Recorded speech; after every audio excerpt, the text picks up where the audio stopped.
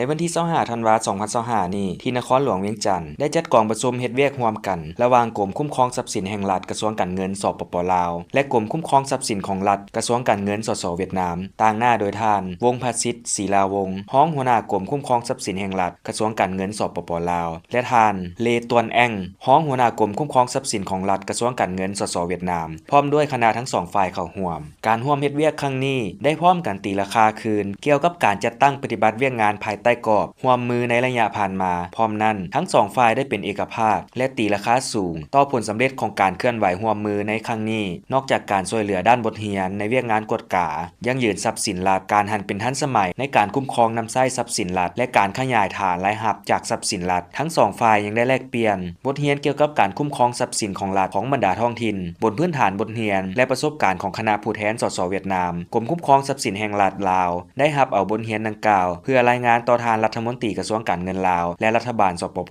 ลาวในการกะเกี่ยมสร้างยุทธศาสตร์และผันขยายยุทธศาสตร์เกี่ยวกับการกฎกาการหันเป็นทันสมัยในการคุ้มครองทรัพย์สินของรัฐและปัญหาอื่นๆที่เกี่ยวข้องในตอนท้ายของกองประชุมทั้ง2ฝ่ายได้เซ็นบทบันทึกช่วยจำเพื่อเป็นพื้นฐานรายงานต่อการนำกระทรวงการเงินของทั้ง2ฝ่ายนำอีกด้วย